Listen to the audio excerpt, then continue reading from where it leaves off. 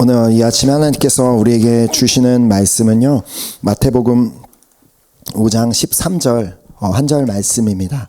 마태복음 5장 13절 말씀을 가지고 너희는 세상의 소금이니 라는 주제를 가지고 제목을 가지고 오늘 말씀을 나누려고 합니다. 우리 짧은 한 절 말씀이니까 우리 함께 한 목소리로 오늘 본문 말씀 읽도록 하겠습니다. 시작. 너희는 세상의 소금이니 소금이 만일 그 맛을 잃으면 무엇으로 짜게 하리요? 후에는 아무 쓸데없어 다만 밖에 버려져 사람에게 밟힐 뿐이니라. 아멘. 아멘. 저는 이제 요즘에 이제 거의 매일마다 이렇게 잠을 자면서 되게 많은 꿈을 꾸는데, 뭐 사실 그렇다고 이제 아침에 일어나면 그 꿈이 기억이 나는 것은 없습니다. 근데 뭐 그냥 기억나는 것은 정말 많은 꿈을 꾸었고 내가 정말 많은 곳을 갔고 많은 일을 했다는 것은 뭐 그것 정도는 아는데, 정확하게 내가 무슨 꿈을 꾸었는지는 아무것도 기억이 나지 않는데, 근데 이번 주에 그 월요일인가 화요일 아침에 일어나기 전에도 이제 꿈을 꾸었는데, 그 꿈은 이제 비교적 이제 일어났을 때 그 꿈이 생생하게 이제 기억에 남았습니다.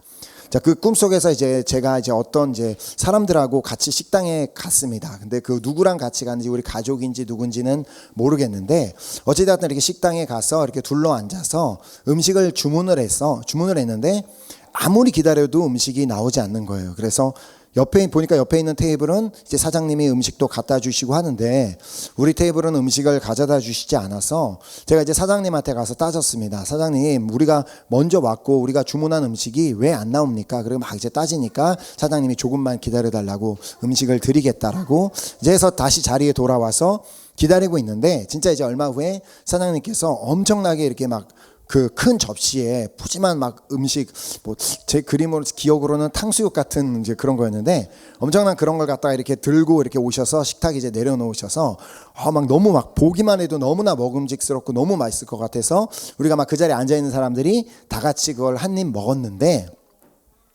한 입을 먹는 순간 그 음식이 너무 맛이 없어서 도무지 더 이상은 두 번째로 손이 더 이상 갈 수는 없었습니다. 자, 근데 사장님께서는 그 음식을 매우 자신 있게, 매우 자신의 식당의 요리가 자랑스러운 것처럼 자신 있게 그 음식을 가져다 주셨지만, 그 음식은 간도 없고 너무 싱겁고 형편없이 맛이 없어서 그냥 한 입 먹고는 더 이상 아무것도 먹지 못하고 앉아 있다가 그렇게 잠이 깨게 되었습니다. 깨고 나서도 그 장면이 이제 계속해서 이제 남게 되었는데, 특별히 그 맛없는 음식을 너무 맛있는 음식인 마냥 자신 있게 우리에게 가져다 주시던 그 사장님의 모습이 생각이 났습니다. 자, 그러면서 제 생각에는 그분이 만약에 자신이 운영하는 그 식당에서 만든 음식이 이토록 맛이 없다라는 사실을 알고 계시다면, 저렇게까지 막 자신 있는 모습으로, 기쁜 모습, 밝은 모습으로 음식을 가져다 주시지는 못했을 텐데 라는 그 생각을 하면서 문득 오늘 이 본문의 말씀이 떠오르게 되었습니다. 너희는 세상의 소금이니 소금이 만일 그 맛을 잃으면 무엇으로 짜게 하리요? 후에는 아무 쓸데없어 다만 밖에 버려져 사람에게 밟힐 뿐이니라. 사실 우리가 요즘 이렇게 슈퍼에 가면 너무나 쉽게 구할 수 있는 이 소금은, 이렇게 제가 이렇게 좀 자료를 찾아보니까 요즘의 소금은 맛이 변할 가능성은 없다고 합니다. 왜냐하면 너무나 이제 잘 정제하고 잘 만들었기 때문에 이 요즘의 소금은 맛을 잃어버릴 가망성이 거의 없는데, 그렇기 때문에 우리는 소금이 맛을 잃어버리는 것이 가능할까, 이것이 무슨 뜻인지 이해하기가 어렵습니다. 자, 그러나 예수님께서 이 말씀을 하셨던 그 당시에 그들이 먹던 그 소금하고는 오늘의 소금하고는 전혀 달랐음을 안다면 우리는 비교적 쉽게 이해할 수 있게 됩니다. 자, 우선 당시의 소금은 오늘날의 소금처럼 여러 가지 공장이 있어서 공정 과정을 거치고 불순물들을 다 걸러낸 그런 깨끗한 소금이 아니라, 어쩔 수 없이 너무 한계적인 그 과정을 거쳤기 때문에 많은 불순물들이 섞여 있었다고 합니다. 자, 그렇게 요즘 같은 소금은 99%의 순도를 갖고 있지만 그렇게 쉽게 변하지 않지만 이전같이 그렇게 불순물이 많이 섞여져 있는 소금은 조금이라도 다른 물질들을 만나게 되거나 좀 시간이 지나면 그 맛이 쉽게 변할 수 있었다고 합니다. 자, 그렇다면 예수님께서 이 말씀을 하신 의도가 무엇이겠습니까? 너희가 세상의 소금인데 너희 안에 불순물이 섞여져 있다면 결국 그 맛을 잃어버리게 될 것이고, 맛을 잃어버린 소금은 아무 쓸모가 없어져 결국은 버림받게 된다라는 말씀입니다. 자, 마치 꿈속에서 저에게 그 사장님이 자신은 매우 그 음식을 자신 있게 가져다 주셨고 그 음식은 매우 푸짐했고 보기에도 너무나 좋아 보였지만 맛이 없었기 때문에 아무도 그것을 먹을 수 없었고 결국은 그 음식을 버려버려야만 했던 것처럼 맛을 잃은 소금도 결국에는 아무 쓸데없어 버림을 받을 수밖에 없다라는 말입니다. 자, 그렇다면 혹시 나도 그 사장님이 가져다 주신 음식처럼 속 겉은 멀쩡한데 나는 혹시 맛을 잃어버린 소금이 되지는 않았는지 우리가 돌아보는 시간이 되어야 된다고 생각합니다. 자, 그러므로 우리가 소금으로서의 그 역할을 감당하기 위해서 우리에게 중요한 것은 우리의 그 소금이라는, 세상의 소금이라는 정체성을 잊지 않는 것입니다. 자, 주님이 말씀하셨죠. 너희는 세상의 소금이니. 자, 여기서 우리가 기억해야 하는 이제 그 사실은 예수님의 말씀을 이제 가까이 잘 보면 주님께서 우리에게 말씀하실 때 주님께서는 우리에게 너희는 하나님의 나라의 소금이다가 아니라 너희는 세상의 소금이다라고 말씀하시며 우리는 세상의 소금으로 부르심을 받았다는 것입니다. 자, 그 뜻은 하나님의 나라에 아닌 이 세상에 꼭 필요한 존재로 부름을 받았음을 의미하며 하나님 나라에는 있지만 이 땅에는 없는 그 역할을 감당하기 위해서 우리를 부르셨다라는 말씀입니다. 자, 우리가 잘 아는 바처럼 소금이 갖고 있는 그 짠맛을 대체할 수 있는 식품은 없습니다. 단맛을 내는 설탕을 대체할 식품은 존재합니다. 그래서 자연적으로 나오는 꿀도 있고 또 메이플 시럽도 있고 또 우리가 껌의 재료로만 알고 있는 자일리톨도 사실은 2차 세계대전 때 설탕 대용으로 이렇게 개발한 천연 감미료라고 합니다. 자, 이처럼 설탕을 대체할 식품, 그 단맛을 대신 내줄 식품은 존재하지만 그러나 소금을 대체해서 짠맛을 내줄 수 있는 식품은 없다는 것입니다. 자, 물론 우리가 생각하기 아니요, 우리 간장도 있잖아요 라고 얘기할 수 있지만 그러나 간장 역시도 다 소금을 넣어서 만듭니다. 자, 즉 우리가 이 세상의 소금으로 부르심을 받았다는 것은 이 땅에 그 무엇으로도 대체할 수 없는 존재로 부르심을 받았음을 의미합니다. 자, 이 말 자체가 사실은 우리에게 부담스럽게 느껴질 수 있습니다. 내가 무엇으로도 대체할 수 없는 존재로 부르심을 받았다고 그러면서 부담스럽게 느껴질 수도 있지만 우리가 기억해야 되는 것은 그만큼 우리는 하나님께 매우 특별한 존재이며 우리는 매우 특별한 존재로 선택받았고 부르심을 받았다는 것입니다. 자, 그렇다면 우리가 도대체 이 땅의 소금이라고 말씀하시는데 우리가 이 땅의 소금으로서 우리가 감당해야 하는 그 역할이 무엇일까요?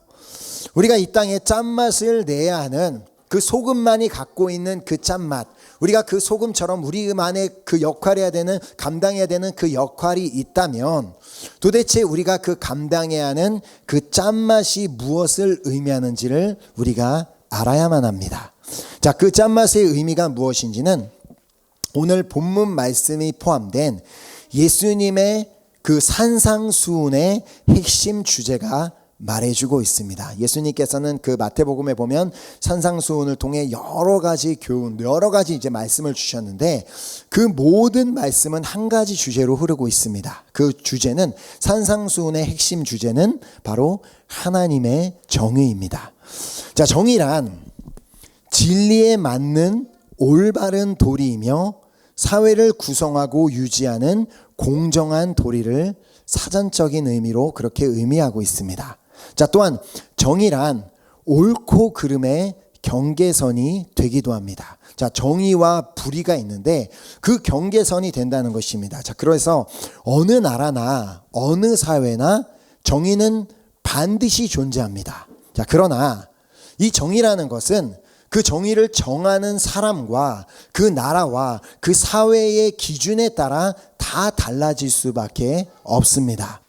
자, 그렇기 때문에 프랑스에서 말하는 정의, 그리고 북한에서 말하는 정의, 중국에서 말하는 정의, 그리고 그런 이슬람 국가 이란 같은 곳에서 말하는 정의는 다 전혀 그 의미와 그 기준이 다 다릅니다.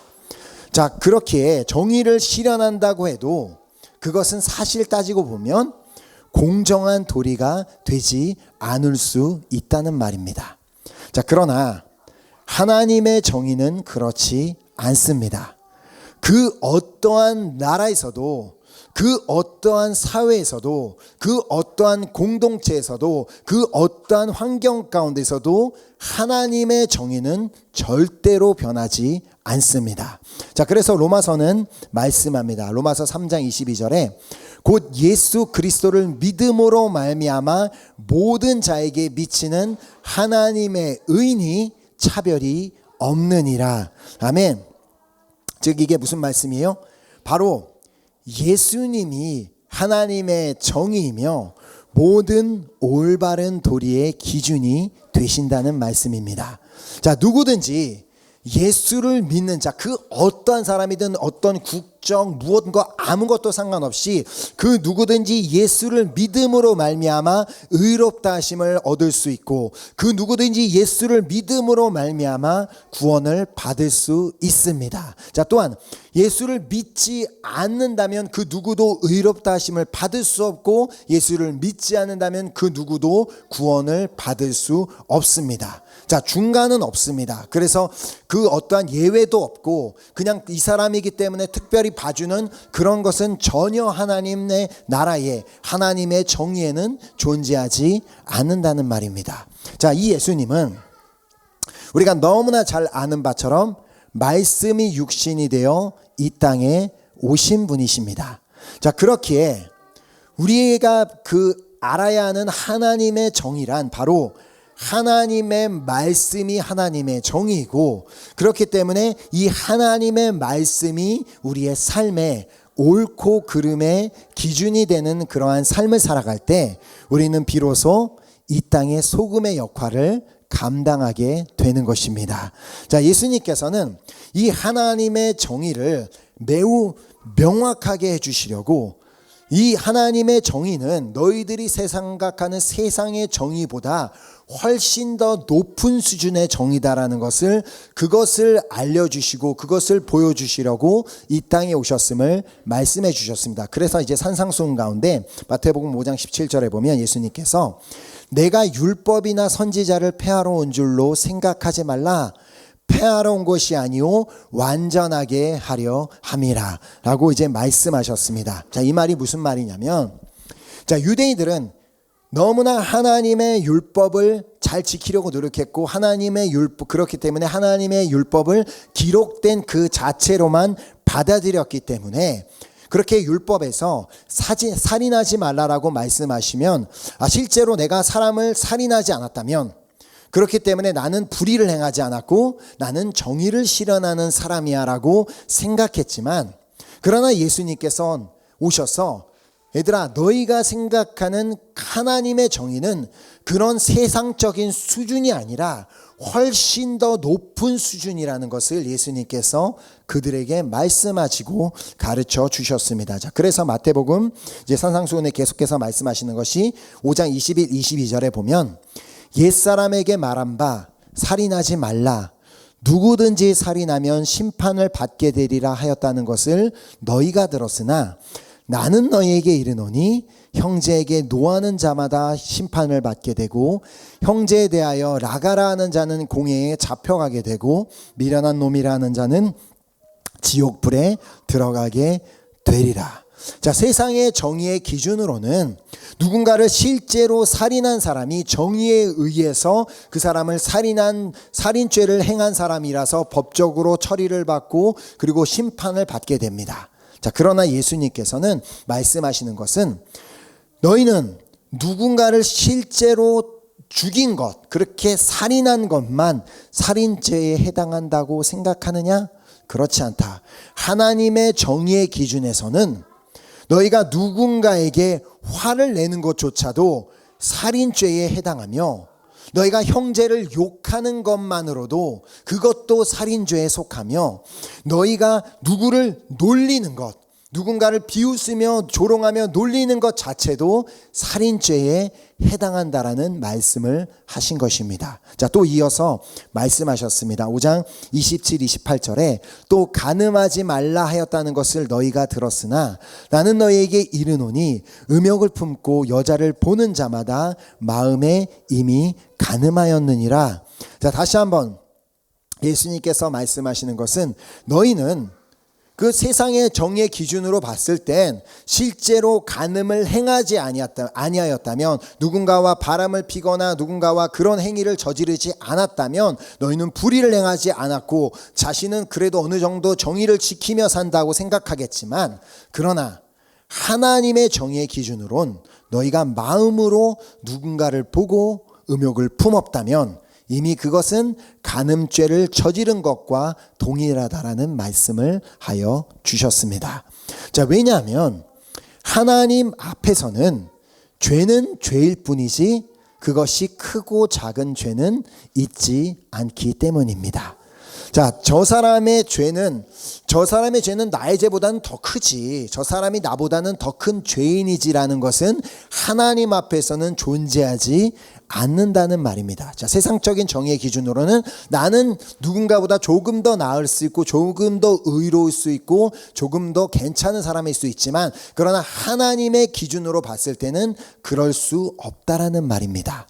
자, 우리는 마치 다른 사람의 불의를 보고 그 사람의 그것이 잘못됐다는 것을 알고 그것을 비판하고 또 그것을 비판할 줄 아는 것으로 내가 정의로운 사람이 된다라고 생각합니다. 자, 또 다른 교회의 불의를 보고 그 교회에서 잘못하는 것을 보고 그것을 비판하고 그것을 비판할 줄 아는 것으로 내가 속한 교회가 정의로운 교회가 될 수 있다라고도 생각합니다. 아니요, 전혀 그렇지 않습니다. 자, 과연 사람들이 내가 다른 누군가의 그 잘못을 막 정확하게 지적하고 비판하고 다른 공동체의 잘못을 지적하고 비판한다고 해서 그것을 들은 사람이 정말 저 사람은 정말 정의로운 사람이구나, 저 사람은 정말 옳고 그름을 너무나 잘 판단하는 사람이네, 그렇기에 저 사람이 속한 공동체는 정말 정의로운 공동체일 거야 라고 생각할까요? 전혀 그렇지 않습니다. 그냥 그 사람에게는 저 사람은 그렇게 틈만 나면 누군가를 비판하는 사람이야, 그 틈만 나면 뭐 다른 공동체를 그렇게 비판하고 그렇게 판단할 줄만 아는 사람이야라는 그 생각만 남게 되지, 그 사람은 정말 올바르게 잘 분별하고 올바른 정의로운 사람이야라고 전혀 기억하지 않는다는 사실을 우리가 알아야만 합니다.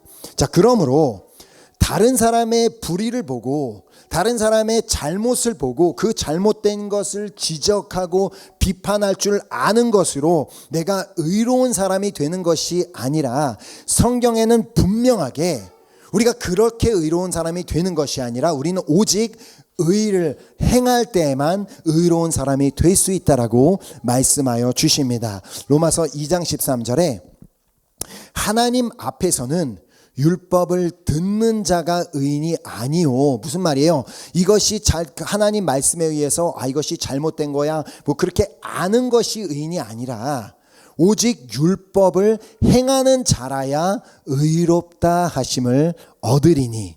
자, 그렇기 때문에 내가 율법을 들어서 알고 있다면 비록 누군가가 그것이 잘못된 것이 보이고 알고 그렇게 판단이 된다 할지라도 그 율법을 자꾸 다른 사람에게 적용하려 하지 말고 먼저 그 율법을 최우선적으로 나에게 적용을 해서 나의 삶에 비추어 보고 내가 먼저 과연 그 율법대로 그 하나님의 정의대로 살고 있는지를 살펴보고 돌이켜 보아야만 한다라는 말씀입니다. 자, 그러므로 삶의 모든 말과 행동의 기준이 하나님의 정의이신 예수 그리스도가 되어서 내가 무슨 말을 하려고 할 때에도 예수님이라면 지금 어떻게 말씀하셨을까? 지금 내가 이렇게 말씀하시는 것이 예수님께 기쁜 일이 될까? 예수님의 마음을 아프게 하는 것이 될까? 그리고 지금 이 상황에서 예수님이라면 어떻게 행동하셨을까? 예수님이라면 어떻게 반응하셨을까? 내가 원하는 대로 말하고 행동하고 반응하는 것이 아니라 예수님이라면 이렇게 말씀하셨을까? 예수님이라면 이렇게 반응하셨을까? 예수님이라면 이렇게 행동하셨을까라고 그렇게 우리가 생각하고 그렇게 행동할 때야말로 비로소 우리는 세상의 소금이 될 수 있다라는 말입니다. 자, 비록 바로 하나님의 정의가 그 하나님의 그 기준이 빠져버린 그리스도인이 맛을 잃은 소금이 되고 마는 것입니다. 자, 맛을 잃은 소금의 최후가 어떻게 되는지는 본문에서 말씀하셨습니다. 자, 다시 본문을 보면 너희는 세상의 소금이니 만일 그 맛을 잃으면 무엇으로 짜게 하리요? 후에는 아무 쓸데없어 다만 밖에 버려져 사람에게 밟힐 뿐이니라. 소금의 모양은 그대로 있을 수 있습니다. 겉모습은 그대로 있을 수 있지만 우리도 크리스찬으로서 겉껍데기는 그럴 수 있지만 그러나 내 속에 그 하나님의 정의를 잃어버린 하나님의 기준을 잃어버린 그냥 내 스스로의 껍데기로 살아간다면 아무 쓸데없어 밖에 버려져 버릴 수밖에 없다라는 매우 두려운 말씀을 우리가 기억해야만 합니다. 자, 그래서 산상수훈 결론 부분에 보면 예수님께서는 그 산상수훈을 쭉 하시고 결론을 맺으시는 부분에 우리에게 너무나 중요한 말씀, 우리가 잘 알고 있는 말씀을 알려주셨던 것이 주여 주여 하는 자마다 다 천국에 들어가는 것이 아니다라고 또 말씀해 주셨고, 또 주님께서는 마태복음 5장 23절에 보면 그때 내가 그들에게 밝히 말하되 내가 너희를 도무지 알지 못하니 불법을 행하는 자들아 내게서 떠나가라 하리라. 내가 평생을 예수님을 믿는다라고 생각을 해왔지만 그러나 나는 맛을 잃은 소금으로 살았다면 마지막 그때 주님을 만났을 때 나는 네가 누군지 모르겠다라고 그런 소리를 우리가 들을 수도 있다라는 말씀입니다. 자, 그러므로 우리는 하나님이 우리가 누군지 전혀 알지 못하는 그런 맛을 잃은 소금이 되지 않기 위해서 반드시 우리는 나는 세상의 소금으로 부름을 받았지라는 그 정체성을 끝까지 지켜 나가야만 합니다. 자, 결코 이것은 쉽지 않은 길입니다. 자, 그러나 내가 예수를 믿고 따르기로 결단했다면 그렇다면 반드시 가야 하는 길이며 또 그 길밖에 없음을 주님께서도 우리에게 친히 말씀해 주셨습니다. 예수님께서 그래서 또 산상수훈 가운데 7장 13, 14절에 보면 좁은 문으로 들어가라. 멸망으로 인도하는 문은 크고 그 길이 넓어 그리로 들어가는 자가 많고 생명으로 인도하는 문은 좁고 길이 협착하여 찾는 자가 적음이라. 자, 우리가 세상의 소금으로 살기 위해서는 세상 사람들과 똑같이 넓고 편한 길로 가는 것이 아니라 좁고 협착한 길로 가야만 합니다.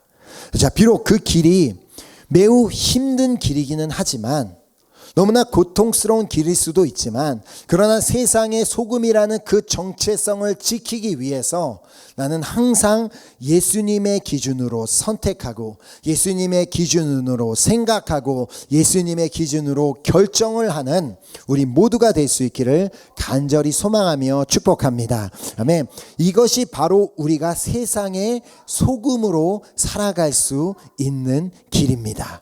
자, 우리는 이미 지난 성경 공부 시간을 통해 또 이제 이미 몇 주간 시간을 통해서 우리가 악한 세상에서 그리스도인으로 살아가야 함을 우리가 말씀을 들었고 또 그렇게 우리 모두는 결단했습니다.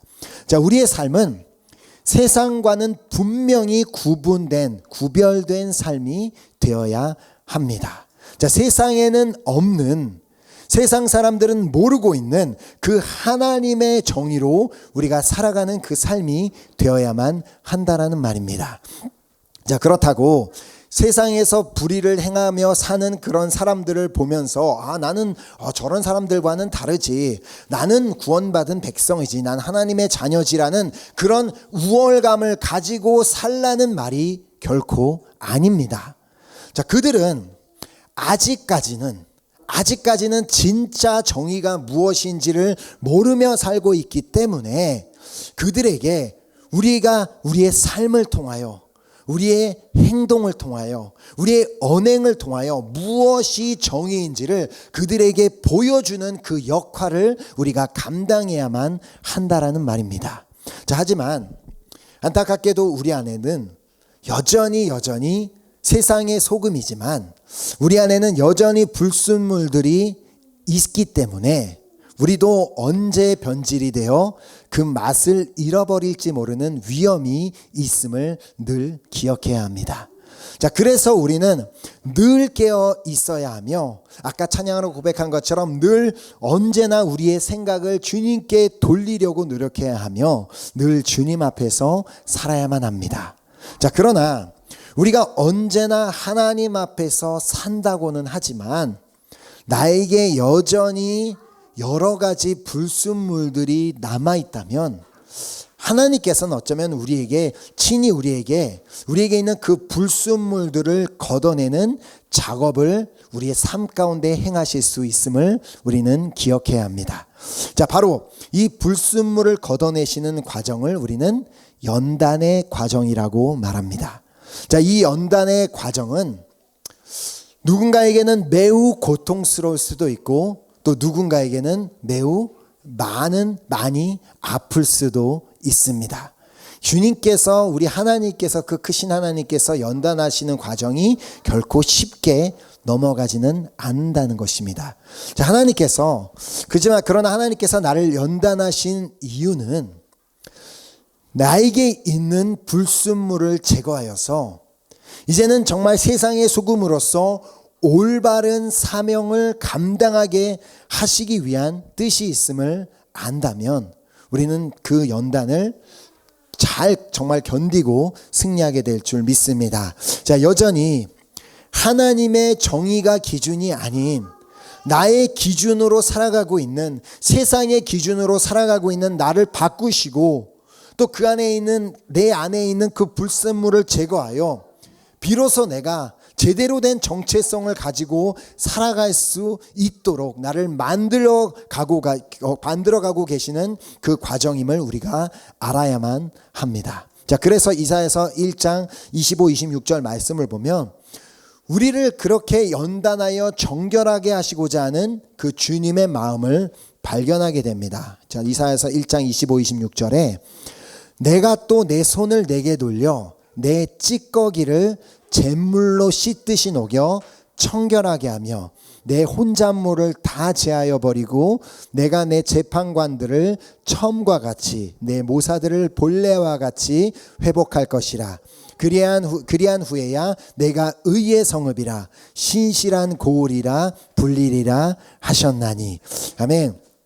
자, 그러므로 지금 내가 어떠한 과정을 지나가고 있고 어떠한 것을 겪고 있든지 가운데 우리가 알아야 되는 것은 내가 지금 겪고 있는 그 과정은 하나님께서 나의 안에 있는 그 찌꺼기를 제하시는 시간임을 알아야 하며 또 나의 안에 있는 그 혼잣물들을 다 제거하여 버려서 나의 정체성을 회복하여 주시기 위한 하나님의 계획이며 나를 그리하여 의의 성도이며 신실한 성도로 만드시기 위한 과정임을 기억하고 믿으셨으면 좋겠습니다. 자, 때로는 이 과정이 우리의 눈에는 하나님께서 왜 이토록까지 나에게 이토록까지 하실까라며 마치 나를 징계하시는 것처럼 보일 수도 있습니다. 자, 그러나 부모가 사랑하는 자식이 잘못된 길로 가고 있다면 다시 올바른 길로 갈 수 있도록 자식을 징계하는 것처럼 우리 하나님 아버지께서도 우리를 사랑하시기 때문에 우리가 혹여라도 잘못된 생각과 잘못된 그 생각을 가지고 잘못된 길로 가고 있을 때 우리를 올바른 길로 가도록 또 징계하실 수 있음을 우리는 반드시 기억해야 합니다. 자, 그래서 히브리서 12장 11절에 무릇 징계가 당시에는 즐거워 보이지 않고, 당연히 징계가 즐거운 사람은 아무도 없습니다. 슬퍼 보이나 후에 그로 말미암아 연단받은 자들은 의와 평강의 열매를 맺느니라. 아멘.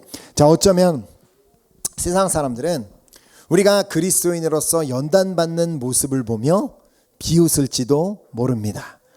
아니, 무슨 예수를 믿는다고 그렇게 교회도 열심히 가고 뭐 헌금도 하고 그러면 좀 뭐 복 받고 좀 평안하고 뭐 다 잘 되고 그렇게 살아야지. 그 뭐 사는 게 그게 뭐냐고. 오히려 네 그렇게 예수 믿는 모습 보니까 차라리 내가 안 믿고 사는 게 더 낫겠다라면서 우리를 그렇게 조롱하고 비웃을지도 모릅니다. 자, 그러나 우리는 이런 말을 듣는다 할지라도 그런 말에 흔들리지 말고 내가 또 왜 이런 일을 당해야만 하는지, 내가 왜 이런 일을 겪어야만 하는지 이상하게 생각해서는 안 됩니다. 왜냐하면 단지 이 과정은 소금인 내가, 세상의 소금인 나로 하여금 그 어떠한 순간에도 변질이 되어 맛을 잃어버리지 않게 하시기 위해서 하나님께서 내 안에 있는 불순물을 제거하시기 위해 제거하시는 과정이고, 나의 불순물을 제거하여서 의와 평강의 열매를 맺게 하시려는 그 하나님의 놀라운 계획 가운데 있으며 그 놀라운 하나님의 시간 안에 있음을 우리가 정말 기억하며 알아야만 합니다. 자, 그래서 베드로 사도는 말했습니다. 베드로전서 5장 12절 13절에 사랑하는 자들아, 너희를 연단하려고 오는 불시험을 이상한 일 당하는 것 같이 이상히 여기지 말고 오히려 너희가 그리스도의 고난에 참여하는 것으로 즐거워하라. 이는 그의 영광을 나타내실 때에 너희로 즐거워하고 기뻐하게 하려 함이라. 아멘. 영국의 조지 왕이 도자기 공장을 이제 방문해서 이렇게 둘러보는 길에 그곳에 이제 두 개의 꽃병이 놓여 있는 것을 보게 되었습니다. 자, 하나는 그 누가 보기에도 정말 도자기답게 윤기가 흐르는 도자기였습니다. 자, 그 도자기는 생동감이 넘쳤고 그 보는 그 누가 봐도 그 자태가 매우 훌륭해 보였습니다. 자, 그런데 또 하나의 도자기는 우선 외모도 볼품이 없을 뿐만 아니라 빛깔조차도 흐릿흐릿해서 전혀 아무런 가치가 없어 보였습니다. 자, 그래서 조지 왕이 안내자에게 물었습니다. 아니, 이 도자기는 왜 이렇게 윤기가 나는데 저 도자기는 왜 저렇게도 볼품이 없는 것인가? 자, 그 물음에 안내자가 이렇게 대답했습니다. 지금 이 윤기 나는 도자기는 불에 구워졌기 때문에 윤기가 나는 것이고, 저 도자기는 아직 불에 들어가지 않았기 때문에 윤기가 나질 않는 것입니다. 자, 그렇게 연단은 때로 물건이나 사람을 세련되게 만들고 또 윤기나게 만드는 역할을 합니다. 자, 어쩌면 하나님께서 허락하신 이 코로나라는 이 시간은 우리를 연단하시는 시간일지도 모릅니다.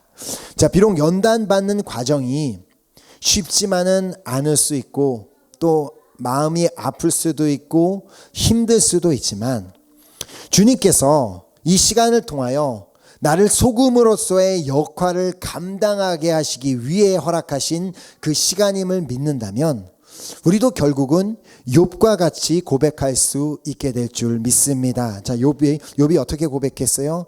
그러나 내가 가는 길을 그가 아시나니 그가 나를 단련하신 후에는 내가 순금같이 되어 나오리라. 아멘.